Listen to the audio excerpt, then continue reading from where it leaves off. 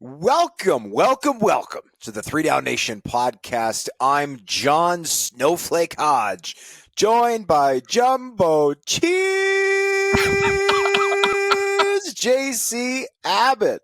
And today we're discussing Cody Fajardo's relief that the Montreal Alouettes avoided a free agency mass exodus. Larry Dean retiring to join the front office with the Saskatchewan Roughriders.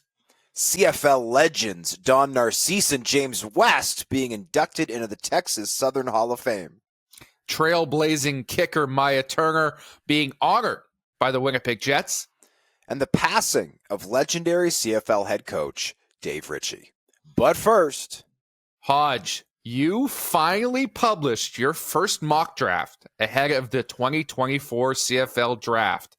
I know you agonized over this article for weeks, if not months, but let's talk about it now.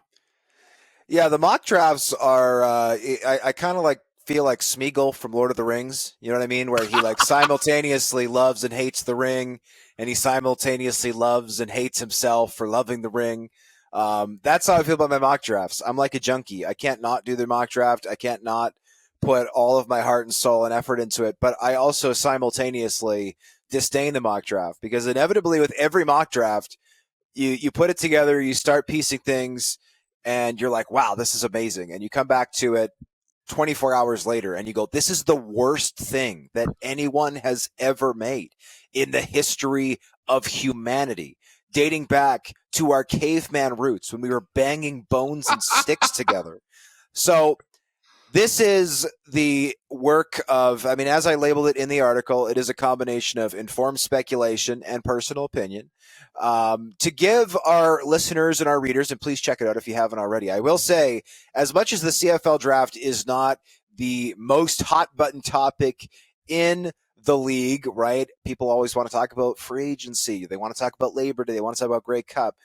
My mock drafts are exceptionally well read. People obviously are very, very interested in seeing where these prospects could end up. And obviously, these things are subject to NFL interest, right? There's going to be a number of players available in this year's CFL draft who are potential NFLers, either as draftees or UDFAs, undrafted free agents or priority free agents. But just to give everybody a little bit of history, so I went back to look at my 2022 mock draft. This is my first one that came out before the CFL Combine, and I did not get any of the top 9 selections correct. However, of those 9 selections, I got 5 correct as first rounders. So they weren't in the right spot, but more than half of the players I listed did end up getting taken in the first round. And of those I missed on, Noah Zur, Tyrell Ford, and Deontay Knight, all 3 of those went pretty early in the second round. So I got the vast majority of the players correct. It was a 2-round, at least in terms of placing them within the right round. And then out of the 2 rounds, I did get a couple of selections bang on. I got Daniel Adeboboye to Toronto and Jesse Luketa as the territorial to Ottawa. Last year, it was a very similar story. In 2023, I got 6 of the 9 picks correct in the first round. Again, not perfect in terms of the right pick to the right team, but 6 of the players I listed in the first round went in the first round. And of those 3 that I missed, one of them was Siraman Bagiogo out of Guelph, who ended up going, again, pretty early in the second round. So again, I'm not guaranteeing that any of these picks will be bang on. It is a 3-round mock draft that's done 7 weeks before the draft and a week before the combine. So take that for what it's worth. But I would like to think that come draft day on April 30th, at least 6, maybe upwards of 7, dare I say 8 of the players I listed in the first round here will be going in the first round in the real CFL draft. All right, let's not beat around the bush here, Hodge. The Edmonton Elks are on the clock right now. Who do they take first overall? Well, I've got them taking Nick Mardner. Nick Mardner is 6'6", 205 pounds. He's explosive. He runs smooth routes. And I think one of the things that actually works greatly to the Edmonton Elks' advantage is that he transferred to Auburn this past season, playing for the Tigers, and he dressed for only 4 games and didn't make any catches. Now, it's not super uncommon for players to transfer into top NCAA programs as seniors or super seniors with that extra year of eligibility and not be given a ton of play time, just because, these aren't younger players who are developing. These are not players that, the coaches they're recruited to their program and are loyal to over a span of 4 or 5 years. But Marner was extremely productive previously. He had almost 1,000 yards at the University of Hawaii in 2021, had a middling season in 2022 after transferring to the University of Cincinnati. But I think that receiver is a big position of need for the Elks. People might scratch their heads at that going, well, they just traded for Curly Gittens Jr. Yes, but Curly Gittens Jr., first of all, is coming off a down year. Second of all, I don't think from a size and speed perspective really fits that Elks Chris Jones frame that they like. And he's also on an expiring contract that pays him like one of the top, not just Canadian receivers in the league, but receivers, period. So I think Nick Mardner could be a really good option moving forward as a player who could start regardless of nationality and potentially help Edmonton get out from under what is a very sizable contract for Curly Gittens Jr., or even guys like Dylan Mitchell, who didn't perform, frankly, all that well in 2023. You can't argue with 6'6". Guys like that do not come to the CFL very often, especially with a strong NCAA pedigree. And again, given the kind of unique circumstance of him having a down year in 2023, you might get him right away. And I do not see the Edmonton Elks taking a player with this pick who they're not getting right away, because after back-to-back 4-win seasons, Edmonton can't roll the dice here. They need to sign a player or they need to sign whoever they take with this first overall pick. And I think Nick Mardner is a great option for that selection. Yeah, even in terms of a depth upgrade, right now behind Curly Gittens Jr., a Canadian receiver, you've got Gavin Cobb and Vincent Forbes-Montbleau, both players I loved coming out of the draft, guys who have started for them. But with all due respect to both of those guys, Nick Mardner is a much better prospect, if only because he can reach the top shelf in the pantry, right? Those guys are both 5'9". This guy's 6'6". You don't see that in a receiver. And frankly, if he had managed his college career a little bit better, I think he would be in the NFL with at least a UDFA contract. This is a guy who 3 years ago was 1,000-yard receiver at Hawaii, rolled the dice, decided to transfer to a bigger program in Cincinnati first, went there, had a down year, about 200 yards receiving. People were a little underwhelmed, decided to come back to school, but rather than stick with the Bearcats, maybe improve his production at that type of program and get himself back on the radar, decided to take another gamble and go to an even larger program in Auburn, which could have paid off big for him if he had succeeded, but basically dropped off the map entirely. I think it's a foregone conclusion he's not going to be in the NFL, and that will be the Elks' benefit. At number 2 overall, Hodge, you have the Ottawa Redblacks taking a guy who we teased on the podcast last week, and you reported earlier this week would be attending the CFL Combine. That is a veteran linebacker, Joel DeBlanco. How does he fall to number 2? Well, I do think there's a reasonable chance that he could be the first overall pick. Like Mardner, I think the priority here for a team like, whether it's Edmonton at 1 or Ottawa at 2, you need to make sure this guy's in training camp. And Joel DeBlanco will be in training camp with the CFL team in 2024 because he's already gone through the NFL rigmarole. He's 26 years old. He was a first-team All-AAC, or named first-team All-AAC, with the Cincinnati Bearcats in 2021, where he also served as a team captain, and has since been a member of the New Orleans Saints, the Seattle Seahawks, and was a starter this past season in the USFL, and even garnered interest from CFL teams as an American, not unlike, by the way, Alex Singleton, who I'm sure he's going to be compared to a bunch over this draft process, before he got his Canadian status through his father, who was born in Edmonton. And it was one of those kind of classic stories, from what I understand, where, Joel and his camp were kind of talking to, agents, talking to teams, whatever, and his dad let it slip. Oh, I'm actually from Edmonton. And then all of a sudden, the light bulb went on. It was like, oh, this guy's Canadian. He can go in the draft. And I think it's really neat that he's coming to the Combine and plans to fully participate. Generally, veteran players do not want to run the 40-yard dash after preparing for it. coming out of school, obviously. He did test coming out of Cincinnati ahead of the 2022 NFL draft, and at 6'3", 240 pounds, ran a 4.76, 35-inch vertical. He's certainly got the athleticism to play in the middle in the CFL. I've talked to multiple people who have indicated that he could be a potential year one starter in the CFL. For those who remember Alex Singleton, he did not start immediately coming out of that draft year. Tank Reed was the starter at middle linebacker for the Calgary Stampeders, but Alex Singleton won that starting job, I believe, by Labor Day. And I think that Joel DeBlanco could be, I'm not saying he will be, but I think he could potentially be on a similar trajectory where he comes in, dominates on special teams, plays some defensive packages, and then by the midway point of the season, it's like, okay, this guy has figured out how to play 3-down football, and he is going to be a starter for this team. Yeah, there's some striking similarities between the two. And I have seen comments online since you broke the news, Hodge. What about the amateurism? How can a professional athlete be in the CFL draft? That has nothing to do with it. Amateurism is an archaic function of the NCAA and college football. Has nothing to do with your eligibility for the draft. You could have a 10-year NFL career, and if you get your Canadian citizenship that day, you could enter into the CFL draft. It's all about when you fill out the paperwork. I know some people have issues with nationalizing guys who have never lived in Canada. I actually don't have a problem with it.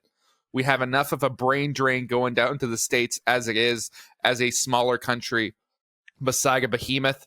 Let's steal a couple of those elite athletes back, get them back on Canadian soil. Also, how can you say a guy's not Canadian when he's literally Canadian? Like this man has his Canadian citizenship. And yes, I appreciate that. Unlike some people, there are players, right, who get their Canadian citizenship late and who spend a lot of time in Canada. I remember talking to Cole Tucker, who's a first-round pick last year out of Northern Illinois, to the Calgary Stampeders. His family is in Brandon, Manitoba. And he's like, yeah, we spent lots of summers going up to Brandon. And like, there are lots of stories from guys who did spend meaningful time north of the border. We're going to talk about one of those guys later on in the show in the 3-minute drill. It's true. I don't think Joel DeBlanco has spent much, if any, time in Canada, but I don't care. And as for the amateurism thing, guess what? The CFL draft is weird. Get used to it. It's part of what makes it fun. Just be thankful he's alive, because that has been a question mark at times with the CFL draft. That heavy breathing you hear, Hodge, that's everyone in Regina trying to find out who the Riders are picking at number 3 and turn their franchise around. You have them going with Malik Straker from Arkansas State. Is he a linebacker? Is he a DB? Where does Straker fit on the Riders roster? Well, he is a tweener, which is a bit of a challenge, right? He's about 5'10", about 216 pounds. I'm curious to see how he measures in officially. Also, I've just literally now, as we're recording this, caught word that he will not be attending the CFL Combine in favor of sticking with his pro day at Arkansas State, which is kind of interesting. I'm a little disappointed we won't get to see him up close and personal. But, I mean, he was unbelievably productive in just 3 seasons with the Red Wolves, 216 total tackles, 17 tackles for loss, 4 knockdowns, 2 picks, 2 sacks, 2 forced fumbles. The Riders are a team that has flirted with starting a Canadian kind of in that Sam linebacker role. Like Godfrey Onyeka's been there forever. He can't stay healthy, but has looked good at times. I think Malik Straker is a player who, first of all, will be a demon on special teams from day one, but I think could be that potential long-term starter at safety that they've kind of tried to figure out, right? They've got Jackson Ford, who I think is a really nice player. They took in the second round last year. But they have some other guys. I'm not sure any of them really are the answer back there since Mike Edom retired. I like Jaden Dahlke. Does he have enough range to be an every down player at safety? I'm a little bit skeptical. So to me, Straker is a guy who has a very, very high floor. And as much as he would need to get used to the spacing on the CFL field and maybe learn a little bit in terms of how to manipulate coverage, those types of things, I do think that he would be a shrewd pick here for the Riders. And I know that Riderville is probably banging the table going, well, where's our O-lineman? Where's our O-lineman? This offensive line, we need to address it. Well, guess what? There are so many good offensive linemen in this draft. I think the Riders can easily afford to wait until 12th overall to get their O-lineman. Yes, I could see them grabbing an O-lineman here, but I don't think this is a team that needs to panic and take an O-lineman at 3, especially since they added Ryan Sevier in free agency. I think this is a team that can afford to wait till round 2 at pick 12 and take their offensive lineman there, because they've already addressed that position to at least some extent in free agency over the past 2 years. Yeah. You note the adjustment with Straker coming back to the Canadian field. Well, we should also note that it's not going to be foreign to him because he transferred to Arkansas State from Carleton, where he played DB, was a Sam linebacker for that program, played some half for the Ravens as well. So he is familiar with it. It's been a few years, but he knows how to play those positions. He knows the Canadian game before going on to have an incredibly successful NCAA career with the Red Bulls. You talk about the offensive linemen in this draft, and there is a ton of them. The first one you have going off the board is at number 4 with the Calgary Stampeders, Gabe Wallace from the University at Buffalo. What can you tell me about the big man? Well, you're the one who's interviewed him in person, so I mean, I think you're the better one to talk about him. But to me, the Calgary Stampeders have the thinnest offensive line in the CFL right now. Their depth has been riddled, right? This was a unit that was once proud and among the best in the CFL. Right now, I think it's among the worst in the CFL. I think they have to go offensive line with this pick at 4. I also think the Calgary Stampeders might be a team that could go, because they've got 2 second rounders. I almost wouldn't hate taking 2 offensive linemen, depending on who is on the board. But Wallace, I think, is among the safest picks here. Now, he's testing at the Buffalo Pro Day on Thursday. That's the day after we're recording this on March 14th. So we don't know the testing numbers yet, but he's 6'6", 340 pounds, originally from Salmon Arm, BC. He is somebody who has played the tackle position, where the Stampeders have kind of flirted with starting with right tackle, potentially with Bryce Bell. So I think that versatility helps him. But I think ultimately, at the end of the day, he is a put your hand in the dirt, run blocking guard, and he is somebody who I think can open holes for those running backs. Dedrick Mills, I was going to say Jamal Morrow. I guess Jamal Morrow is not technically under contract there right now. But with the number of running backs that are in Cowtown, I think that he is a safe option for a team that needs a safe option along the offensive line. And unlike a number of the top offensive linemen in this draft, at least right now, I don't see Gabe Wallace signing an NFL contract this offseason, which I think is also key, right? There are better offensive linemen available, in my opinion. The catch-22 is they might be better, but they might never end up playing in the CFL. So I think Gabe Wallace is kind of that perfect balance of, this is a guy who's going to be a starter. He's going to be a really nice CFL player, but you're probably going to get him right away, depending, of course, on how his pro day goes.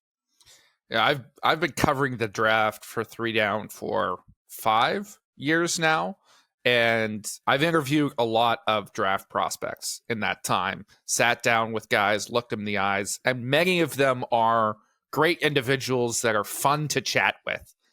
I have never sat across from a guy who so clearly was going to be a fan favorite like Gabe Wallace. The guy looks the part. I mean, he is a massive individual. I talked to him down at the College Gridiron Showcase.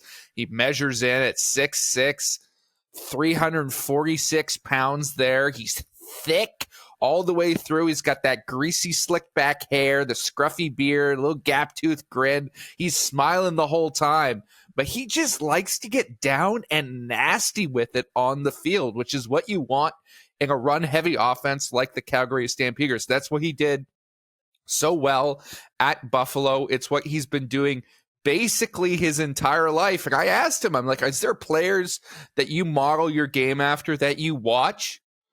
Well, he didn't go to the old familiar favorites. He didn't say, I'm Jason Kelsey or I'm this or that. He goes, I like to watch the old guys.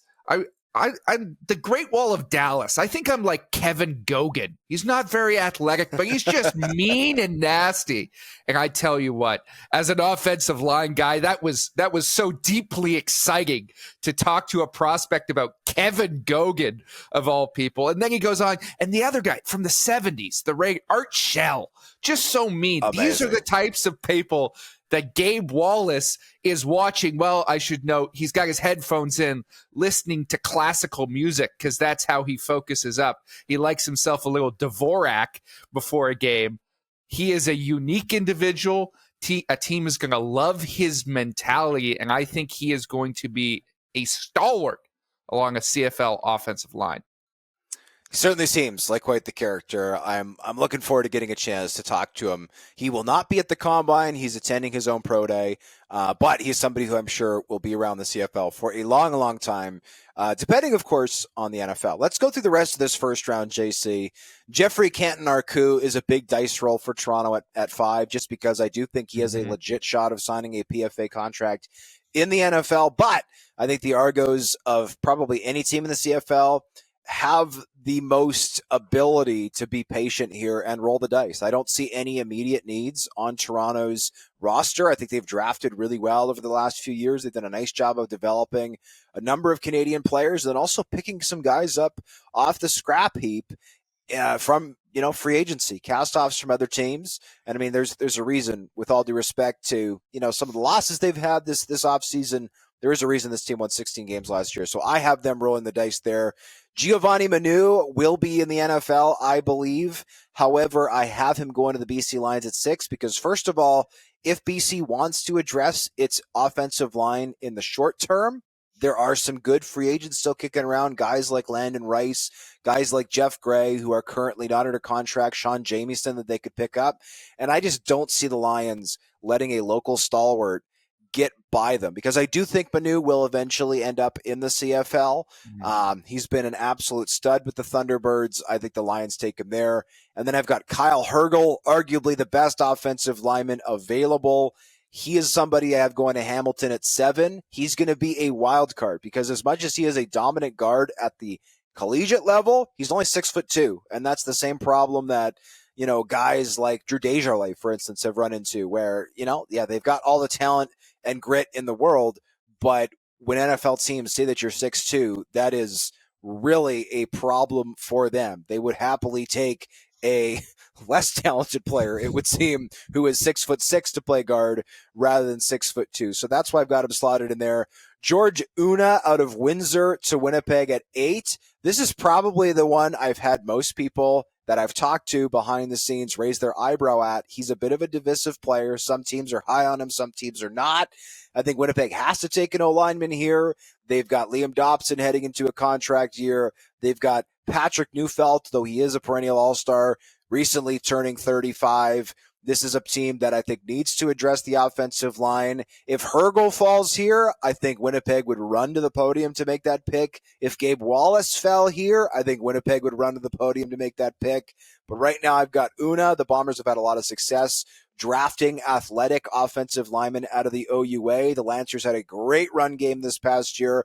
I think he's a nice fit for Winnipeg style. And of course, he will not be pressed into a starting role for 1, maybe 2 years in Bomberland. If, of course, he is the pick, they will develop him slowly. And then to round out the top of the first round, I've got Daniel Opoko out of San Diego State to the Montreal Alouettes. The Alouettes are probably going to start a defensive lineman who is Canadian in 2024. Yes, they added Derek Wigan in free agency. Yes, they added Isaac Adiemi-Berglund in free agency, but they lost Lual Uguak, who was an absolute fantastic first-round pick this past year out of TCU. I see Daniel Opoko, a guy who's 6'5", 275 pounds with length, as a guy who can slot inside, can slot outside, and be a versatile piece of the future. Because at 31, Derek Wigan, I don't think is a long-term fit for the Alouettes. I think he's a really nice player for this year.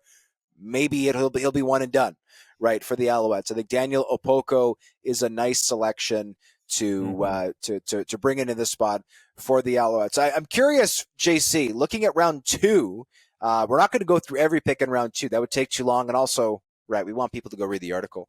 But in round 2, is there somebody who sticks out to you?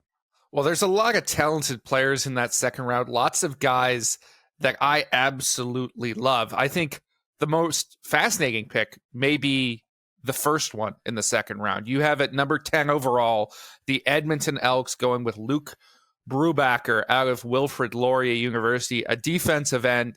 I think of all the picks in your mock, if I was to take a team and a player and say, these guys are absolutely going to end up together, it's fate, it would be Brubaker and the Elks. This kid did not play an ounce of football his entire life until he walked onto the campus of Wilfrid Laurier University as a wrestler and was convinced to walk on to the football team. He became a defensive end, and his testing numbers are absolutely absurd. He's over 6'5", 246 pounds.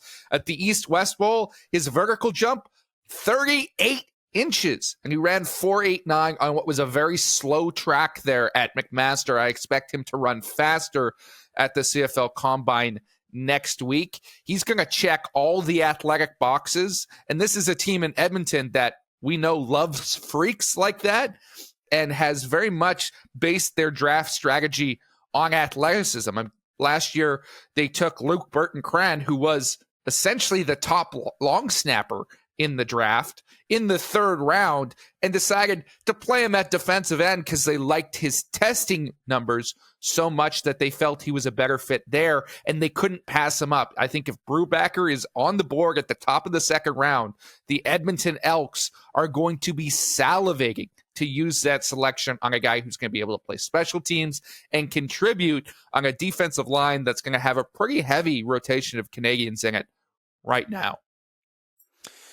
I will touch on the very next pick, which at 11 is Kevin Mattal, receiver out of Laval Rouge-et-Or to the Ottawa Red Blacks. To me, this would be a slam dunk pick for the Red Blacks. I think Ottawa's done a great job of stacking their offensive line over the last couple of drafts. I think it's time for them to start addressing some of those skill position players. I've made no secret on this podcast that I don't think Ottawa's receiving core is good enough.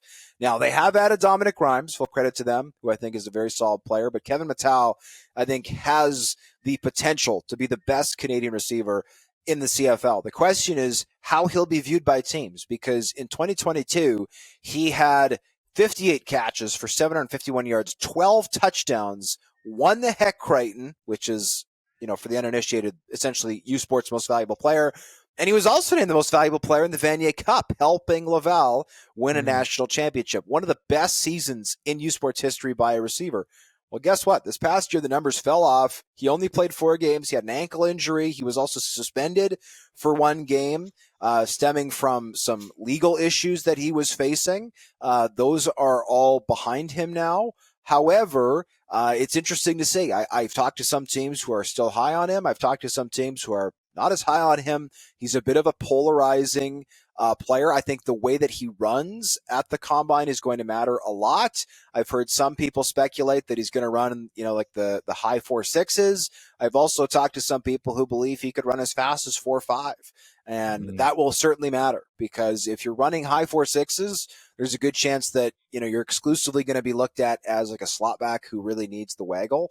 4.5, maybe you could stick him out at Z and you could play him at that field side wide out position where maybe his speed will be enough to get that separation without the waggle. So to me, that's interesting. I think he could go in round 1. I really do. But I also think he could fall a little bit, especially depending upon whether or not Nick Mardner, the other top receiver, goes NFL or is a CFL player right away. Because, of course, if he does end up signing in the NFL, he's going to fall in the CFL draft. Let's go to round 3, JC. I'll pose the same question. Who stands out to you here?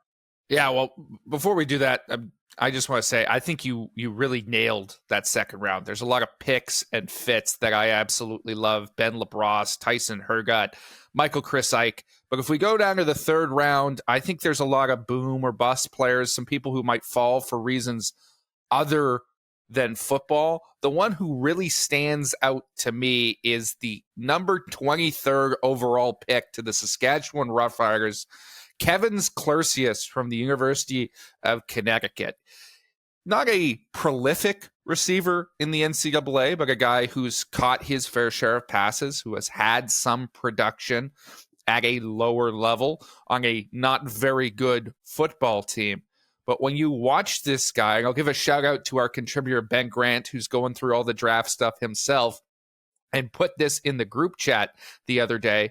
Kevin Clercius is going to be a demon on special teams. He's a guy as a receiver who's got a big enough body, who can come down, he can cover kicks, and he's an excellent stock blocker who takes pride in that phase of the game.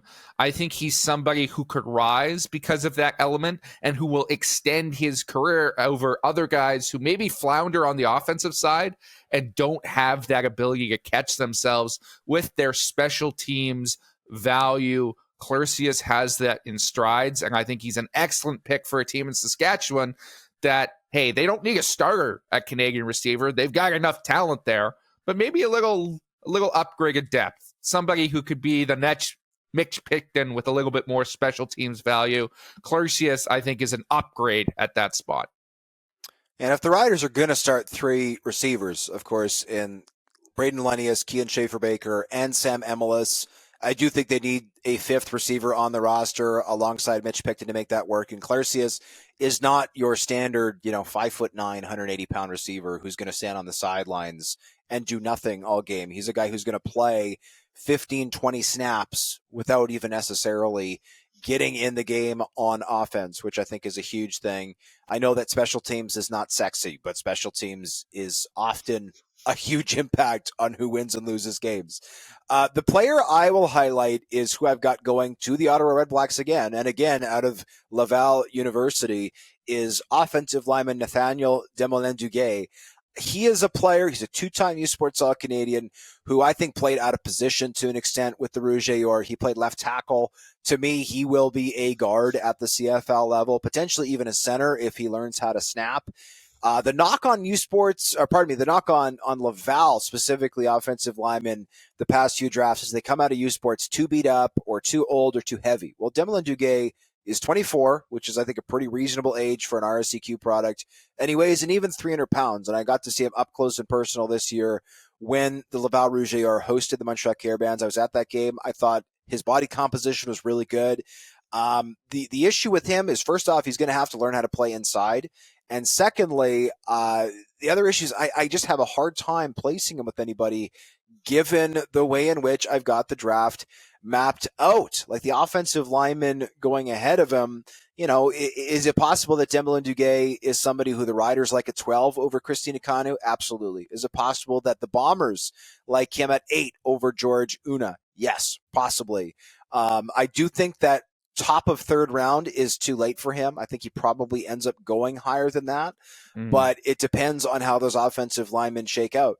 Because when you have this glut of offensive linemen, some of whom are NFL, some of whom aren't, inevitably somebody is going to be the last one off the board. He's who I have right now, but that's not a reflection of me thinking he's a bad player. I think he's a really good player who could easily go higher. So that's why I highlighted him. The rest of the guys in round 3, I look at and I say, yes, this is a round 3 guy, maybe even a round 4 guy. Like I've got the Bombers, for example, taking Brad Hladek late third round. He's a guy who's probably a 4th or 5th round guy, but the Bombers, the last I checked, have, that's right, 0 fullbacks on their roster. He's probably a guy who the Bombers would be smart to take as a positional need pick. And then I've got the Montreal Alouettes doing the same thing, drafting fullback Paul-Antoine Ouellette out of the University de Montreal with the Caravans, because the Alouettes really need a fullback, right? They play fullbacks on offense more than any other team in the league.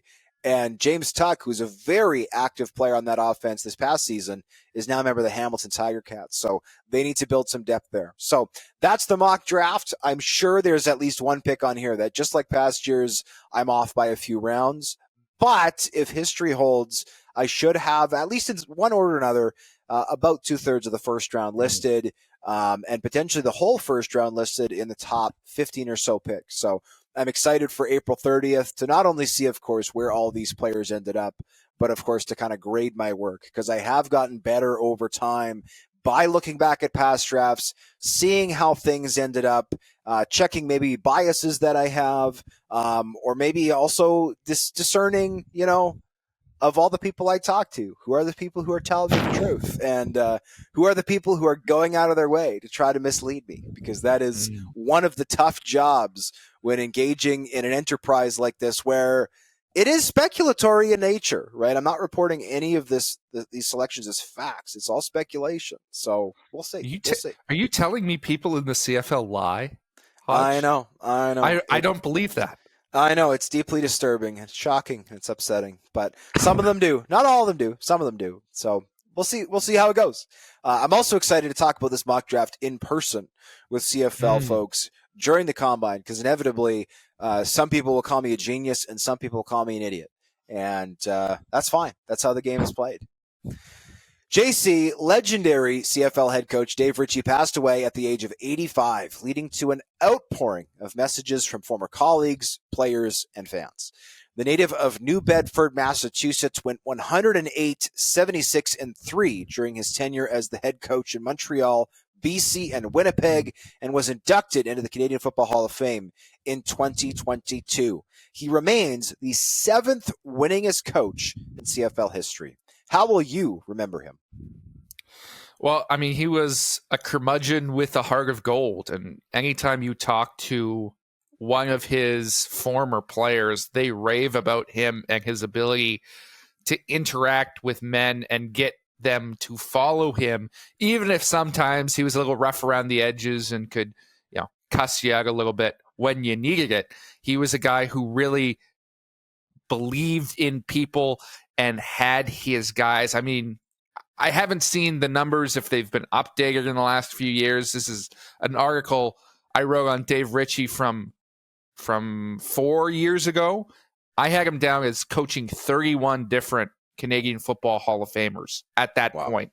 That number has likely grown by at least one or two since then, since there's been a number of Canadian Hall of Fame draft class or induction classes since then, including the one that included Ritchie in 2022. So this is a guy who had a prolific career from a player standpoint and from a wins standpoint. For me, he's a guy that when I moved to BC, I had to live in a different rental house because Dave Ritchie was still living in the rental house that we had originally set up. So I've been tied to Dave Ritchie for a long time. I got a chance to interview him during the pandemic, speaking mostly about his time coaching in Europe, which a lot of people don't recognize. He spent a season in Italy, won an Italian championship as a defensive coordinator before he came to the Bombers in 1990.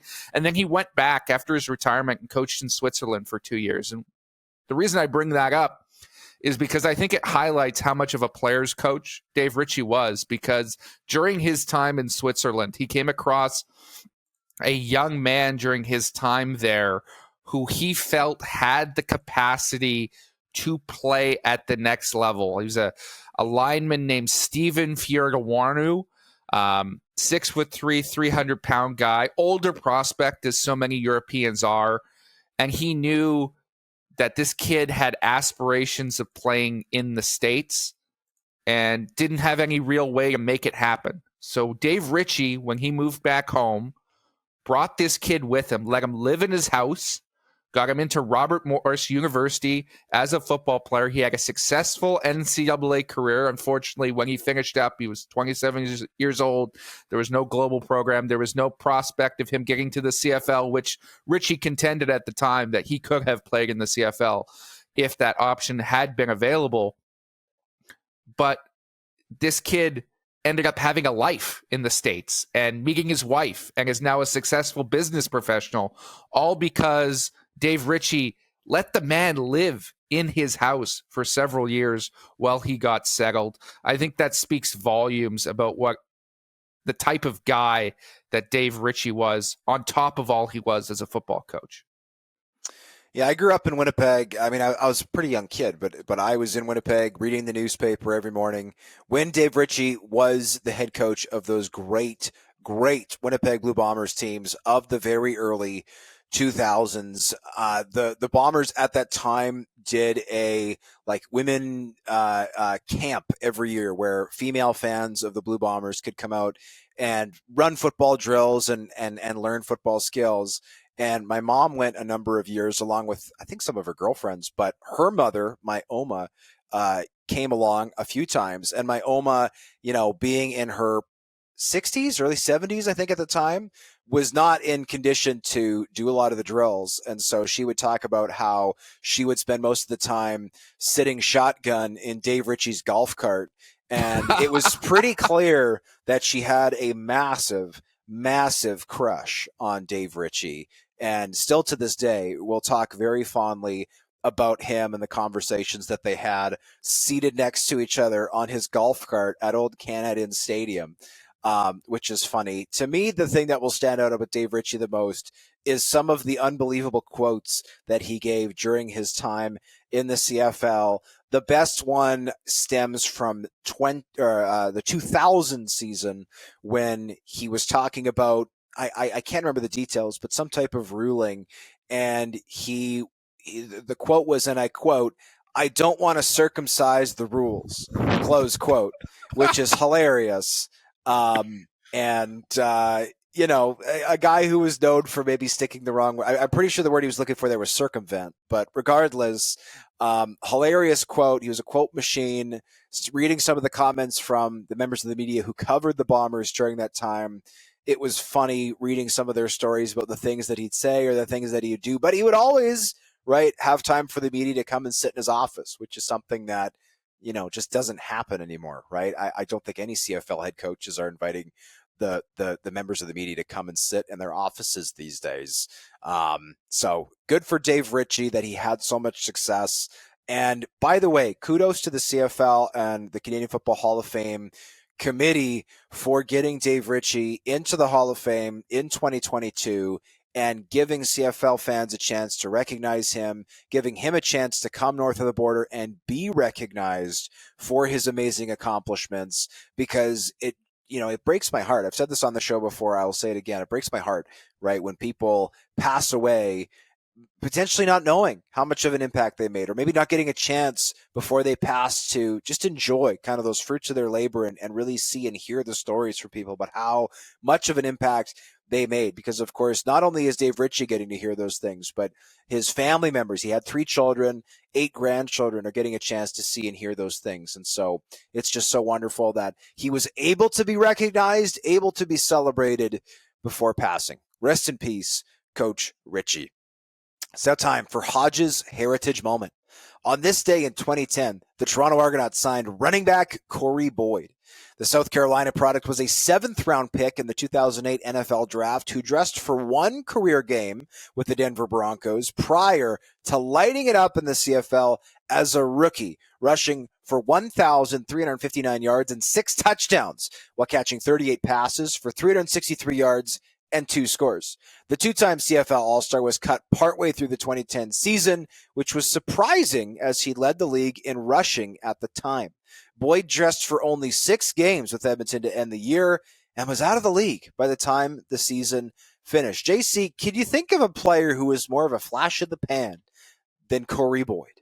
No, I really can't. I mean, there have been some guys who have had a hot season here or there, but Boyd, as good as he was, and then how it ended, it's a complete mystery. I know there's got to be a story there. It's one that I was not covering the league at the time. Obviously, I was too busy dealing with 8th grade math to be interested in the ins and outs of why Corey Boyd got cut.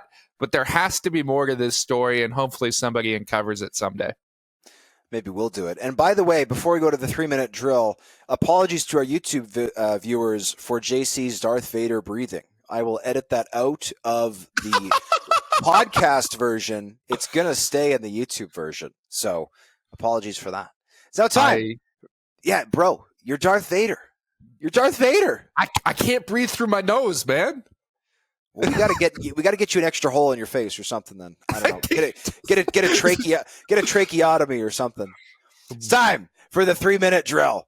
JC, 8 players advanced from the CFL Invitational Combine to the main event in Winnipeg later this month. Which of those 8 impressed you the most? Look, I would have pegged almost all of these 8s as guys that would have advanced. They are all on my list of prospects to preview. The one that I am most intrigued to see live is Owen Mueller from Windsor, the offensive lineman. We talked about George Una, his teammate, potentially being a first-round pick in the CFL draft. Part of that is due to some of the impressive testing numbers he's put up and how good that Lancers offensive line was this past season. Well, Mueller's only started one season due to injury. He only has 8 games under his belt as the left tackle, but was exceptional there, and his testing numbers are off the charts for an offensive lineman. He's a guy who could really rise in this process as teams become more familiar with him. Cody Fajardo told the media that he was happy the Alouettes avoided a Toronto-like mass exodus in free agency. Will their continuity help Montreal potentially get back to the Grey Cup? I think it's possible, but I also think, counterpoint, the Alouettes had no continuity from 2022 to 2023, and they ended a long Grey Cup trip. So, yes, I think we often talk about continuity as being a positive thing, but man, I don't know. If it's such a positive thing, how did Alouettes have so much success last year? I don't know. It's an interesting question. Four-time All-Star linebacker Larry Dean ended his 8-year CFL career to join the Saskatchewan Roughriders front office. Do you think he could be a GM someday? I hope he can be. And I think there's a number of people in Regina who would prefer him to be the GM now over Jeremy O'Day. Ouch! But good on Jeremy O'Day for giving back in the way that the opportunity was given to him, taking a player straight out of retirement and giving him a chance to grow in essentially the same role he was back in the day when Ken Miller and Brendan Taman were there in Saskatchewan. I really like this, and it's good for the CFL and the CFL's PA's mentorship or internship program that they run, that now they've got an alumnus who has directly gone into a CFL front office after retirement. Hey, I think it's a good thing all around. You said alumnus instead of alum. I taught you something. Let's go. Yeah, you did. Let's go.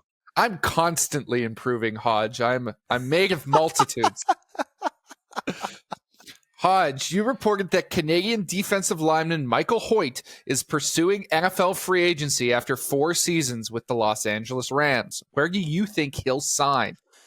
Well, I think there's a chance he could be back with the Rams. The Rams did not tender him a qualifying offer because that would have cost essentially $3 million. And I think the Rams were hoping to maybe get him back for less than that. That being said, I also think the Rams have played him grossly out of position. This is a 300-pound man who needs to be rushing the passer and playing along the defensive line. They've largely been asking him to play outside linebacker and go, drop into pass coverage, something that he literally never did prior to playing in the NFL. So to me, I think that maybe a fresh start elsewhere would be good. But as of now, my understanding is there's no deal in place with any of the league's 32 teams. CFL legends Don Narcisse and James West are being inducted into the Texas Southern Hall of Fame. Are those two deserving choices? Absolutely. I don't think there are many people who are more deserving. Obviously, both of them have their pro accolades, but were excellent for the Tigers as well. Narcisse in particular, this is a guy who led all of the FCS, at that time it was Division I AA, in receiving his senior year. It still holds the school single season receiving receptions record. These guys were exceptional in college, and they get to go in to the Hall of Fame alongside guys like Michael Strahan, who are, as we know, a Hall of Fame caliber NFL player. Well, it's nice to see some CFL players getting the same amount of love. The Winnipeg Jets invited University of Manitoba kicker Maya Turner to drop the puck at the Canada Life Centre in celebration of women in sports. Were you there to check it out, Hodge? I was not. I did recently get to go to a Jets game when they hosted the Pens. This particular night they lost to the Kraken. But I love that Maya Turner is getting accolades for what she accomplished, kicking 11 of 14 field goal attempts with a long of 48. Those are very respectable numbers for U Sports. And something I will remind people of, she is from Minnesota originally. However, if she completes her 4-year program at the University of Manitoba and graduates, she will qualify as a national player in the CFL. Wouldn't it be something if we saw Maya Turner at a CFL kicking combine someday, and dare I even say, sign a contract? That'd be pretty amazing. The CFL has launched a pair of passing showcases for U Sports and CJFL underclassmen. Do you like that initiative?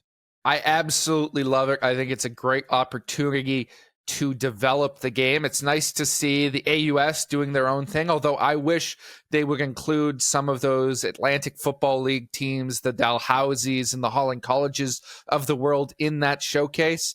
But out west, the fact that the CJFL teams are going to be out there alongside the U Sports teams, I absolutely adore that aspect of this initiative, giving more kids an opportunity to develop, get in front of CFL eyes, and get in front of U Sports eyes, and potentially get recruited and go up a level of competition. You love to see it. Canadian offensive lineman Sage Dockstader was added to the injured reserve by the UFL's St. Louis Battlehawks. Do you think we'll ever see him sign in the CFL? I do. This is a former, I believe it was second-round draft pick of the Toronto Argonauts. He has exhausted NFL opportunities. I think this UFL opportunity was supposed to be kind of one last shot at potentially getting back to the NFL. But this is a guy who suffered a hand ligament injury, unclear if he's going to miss the rest of the season or not. But regardless, it does not look like he'll be playing much, if at all, in 2024. And I do think it's possible that we'll see him sign with the Argos at some point in the next year. The 110th Grey Cup generated $73.5 million in total economic impact, according to a study from Sport Tourism Canada. By the way, I'm pretty sure about 2% of that was me buying Red Bulls just to try to keep going and make it through the week. Do you believe that figure? I am not an economist, so I cannot speak to the validity of this figure. It should be noted that this is something that gets commissioned by the CFL and by the Hamilton Tiger Cats. All the events that have these studies done are commissioned. So are they completely objective? Do they put things in a context that maybe makes these events look more impactful than they are? I think that's fair to speculate. Do you think they hired the same firm I did to conclude that I'm the best looking person in the world? I think that's very much a potential. Maybe. I mean, look, because my guys were totally unbiased. Admittedly, it was headed by my mom. But other than that, it was a very legitimate study. Well, in this case, you look at some of the numbers, and they're talking about all the events that happened in Grey Cup week, including some of the concerts that were loosely tied to it. And I find some of the numbers in terms of 64% of people or something like that were there just for Grey Cup. That seems a little bit high to me. I wonder if they're going up with their surveys only to people who are wearing Grey Cup gear just to pump those numbers up. I don't entirely trust every figure here. Let's just say that. That's fair. 6'7" quarterback Casey Bowman has been added to the 2024 CFL draft. How'd he qualify for Canadian status, Hodge? Well, this is a great example of a player who, though he didn't have Canadian citizenship, until very recently, did spend a ton of time in Canada. He grew up in Sumac, I hope I'm saying that correctly, Washington, which is literally touching the Canada-U.S. border. It is Sumas, my apologies. Thank you. Sumas, Washington, literally a border town. It is a 15-minute drive to downtown Abbotsford, BC, which is where his mother, Kelly, was born. So Casey and his family spent a ton of time. He said they've had Nexus cards forever. They regularly go to Canada, even just to do their grocery shopping. They will go to Canada and do a Costco run. So Casey Bowman is in the draft. Is he draftable? That's a fair question. He won a couple of games as a starter at Montana State prior to transferring to Division II Augustana, which is located in South Dakota. But regardless, I'm thrilled to hear that we're getting another quarterback at the CFL Combine in Winnipeg. Between him and Jack Zergiotis, I do think that we're going to see some potentially really exciting quarterback play, which will obviously elevate that event, not just for the media who are in attendance, but of course the fans, because a lot of the on-field testing in Winnipeg will, from what I understand, be open to the public. On that note, we thank you as always for listening to the 3 Down Nation podcast. Please join us next week for a very special CFL Combine episode, as we will, of course, be attending the Combine in Winnipeg. Hopefully the weather is better by then, because right now Winnipeg is literally a giant skating rink. Oh my God. Oh my God. Actually, half skating rink, half pool. That is what we are right now, but we'll get it figured out. Thank you. We'll see you next week.